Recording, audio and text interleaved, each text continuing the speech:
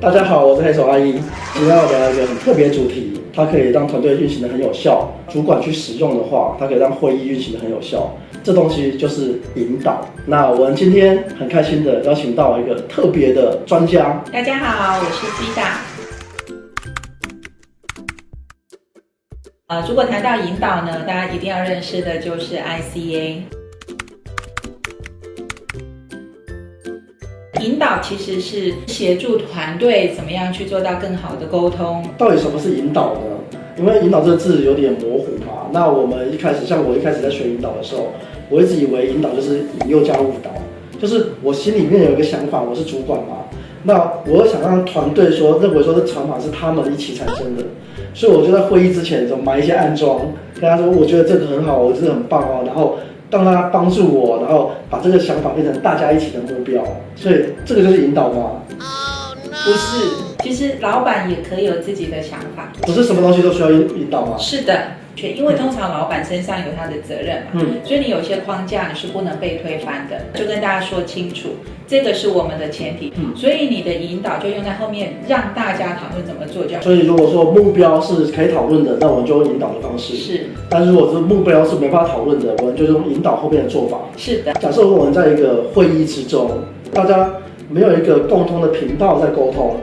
第一就是自己先想一下，现在大家在讨论的问题是什么，是不是很清楚？确定清楚了之后，接下来你就可以邀请一起参加会议的同事们，还有自己，就请大家多分享一个推回为什么这样想的那个源头的事实是什么。这样，因为有更多的为什么会这样说的讯息的时候，那理解比较多，就会降低那种好像鸡同鸭讲那种很不舒服的感觉。那事实有什么方法可以帮助大家挖掘事实？所以我建议最好的方法就是让大家有一个小纸条或者 post-it， 你邀请大家，然后你自己先做一个例子。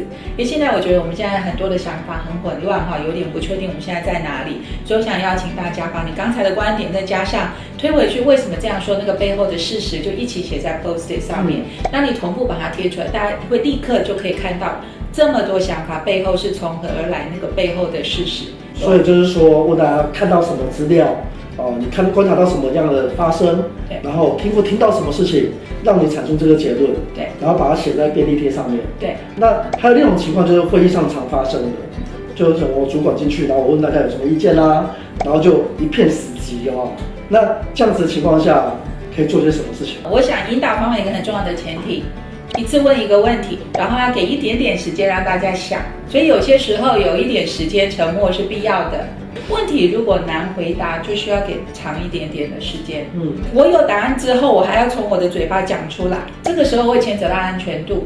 安全度，对，我对于旁边一个人讲话，跟我对于所有的20个 team member 讲话的那个需要的勇气程度不太一样。一次问一个问题。接下来呢，你让大家就直接把他的答案写在他眼睛前面这张 post-it 上面，他会相对比较容易。那你这些答案如果是需要大家说，你也可以先让小组2-3个人可以一起先有机会把align一下他们的想法，所以是变成一组一组的想法跟大家说，而不是一个人就要面对全部的人说。分成小组吗？对。那如果小组有没有建议的人数？假如我现在开会有8个人，2个人是几乎是 guarantee 每一个人一定要投入的，这是2人组的好处。是3人组的好处，因为有时候2个人会牵扯到，好像不是你就是我，不是你就是我，可能会有点对立，所以3个人就是又可以 guarantee 很高的投入，又有多元观点。是，那4个人就丰富一些。如果8人小组，那我如果4-4，我是不是又制造一个对立？变成说，团队里面有团队对立，但是大的组成也是有大组成对立。有些时候你觉得可能那个议题比较不会有太严重的对立的，你想变成4人组也可以，所以你要去拿捏这样。所以是原则就是2个人一定会参与到，交流是最深的。是。那4个人的话就是最多元。对。那原则上就是不要超过4个人嘛。因为你人越多，你要给的时间越长。对，等于小组讨论完以后。然后还要邀请小组跟大家再讲一次嘛，这样子在参与者的立场，他才可以有办法听到所有的智慧跟观点。所以如果分组之后没有再回来再整合一次，那个参与者会从头到尾就只有那2-3个人的智慧跟观点在运作而已。所以分组用意是让大家都可以参与到，都可以发言。再回到这种情况之后，要怎么决定呢？还有这小组的决定是 A， 这小组的决定是 B， 怎么样做一个大家可以接受的决定？可以团队通通讨论完全部的观点，老板都听到了之后，老板拍板做一个决定。所以老板做决定是 OK 的 ，OK 的，只要在收集大家想法之前，决策机制的游戏规则就先讲。游戏规则在讨论开始之前就要讲吗？就要讲哦。OK。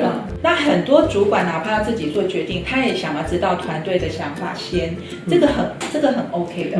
只要先讲。我们今天这个讨论呢，我想知道大家的想法。好，所以大家尽量的说我想要更多的多元化的观点。那了解了之后呢，最后由我拍板。只要这样说，大家就知道他为什么今天要来这里，要把所有的想法都讲给你听。然后后面到底怎么那个决定，就老板来，那他们就知道他们预期可以这样，那就 OK 了。除了老板决定以外，还有其他种方法吗？有大家很熟悉的投票表决这件事，多数决。对，要多数决不是不行。好，就是先跟大家讲好怎样叫多数，要比如说2/3以上的人同意叫通过，这个就是你把你的多数决的规则讲好嘛。尊重少数。服从多数，对吧？我们投票的时候不是都这样讲吗？是。那尊重少数这个东西是很难做到的，是吗？讲得太好了。所以呢，这个没有学过引导的就会变成多数暴力。反正我们的想法，我们已经超过2/3以上已经同意，我们就赢了。其他人不管他，对，我常讲这叫多数暴力。有没有办法可以把少数观点的意见纳进来？好，所以最后有个工具，你可以在最后投票之前做一个大家的同意程度的普查。你有几个 proposal 出来，几个结论出来需要来投票，然后你可以在每个 proposal 下面呢，你做一个度量表，比如说1到10或是1到8，1就是完全同意100%同意，然后你最后8或者10那个数字叫做不可能，打死我都不可能配合的。就是我刚刚讲，你把一个度同意的程度的度，每一个人用点点去投票。所以你很可能这个 proposal 看起来，你会发现多数人通通贴在很同意，很同意。那你中间程度就是那种我不同意，但我可以支持。对。然后最右边就是不可能，完全不同，这一定行不通，怎么样我就不可能去配合的。那你可能会有少数的意见放在右边。那你要投票之前呢，就先邀请那个少数意见的人先说一下，问对问题很重要哦，就问他们，要让你把你的点点往同意的这边挪的话，这个 proposal 需要做什么调整？一定要接受他们的想法吗？是啊，因为我们在追求的是1+1=2，所以呢，接下来就是让所有的 proposal 先回去，把他刚才听到的这一些需要调整的纳进去考量，让他再 refine 这个 proposal， 然后再贴一轮，看是不是大家都到你的，比如说这个游戏规则，你可以说所有人都贴1才叫通过，对，或是所有人通通贴3。或是贴5以内的叫通过，是，这也是一个投票的一种，是，只是我们按照我们的同意程度来投票，是。那所以如果有人是在这个，比如说我们游戏规则是5，多过于5的，还有一个人，我们还是要继续去，让优化我们的提案是吗？是的。让我们提案让全部人都可以进到1跟5之间，是。这好像跟我们之前提过那种认可决。consent 是有点像的，是的，所以如果这样做的话，你会发现，第一，团队知道最后的决策机制是什么，因为你已经先讲了，全员要在几之内我们就要通过，然后你前面又有一个机制，可以让那个观点不同的人，他的声音是被所有人听到，是把他们的智慧包进去。那我的经验是，很多时候这样讨论的时候，其实他们贴在右边，他很可能只是，我举一个例，就是说你的 proposal 很好。但我发现你说大家每天都要开始怎样怎样，我觉得 in reality 大家做不到，所以我觉得每周就可以。所以其实那个 proposal 只要从每天有一个小做法，从每天改每周，它就好了。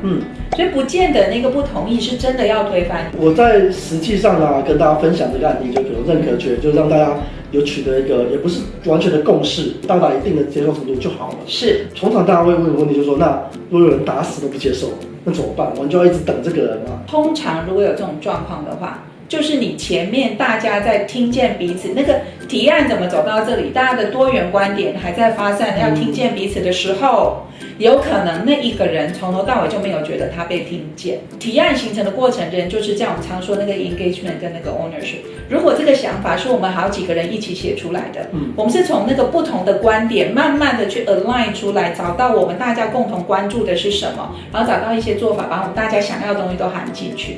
如果一直有一个异议观点的人，如果从头他就有被听见，理论上你的提案写出来的时候，理论上应该是已经有把他的声音包进来。所以他再不同意，应该是理论上后面在投的时候，他会落在那种我不同意，因为我知道大家有听到我的想法了，但我可以选择支持，因为我也听见大家后来为什么这样建议。因为引导重要的不是说你问问题，同时你是要协助大家听见，而且彼此理解，然后去交织出那个新的想法。那个新的想法是觉得所有的想法被包在里面。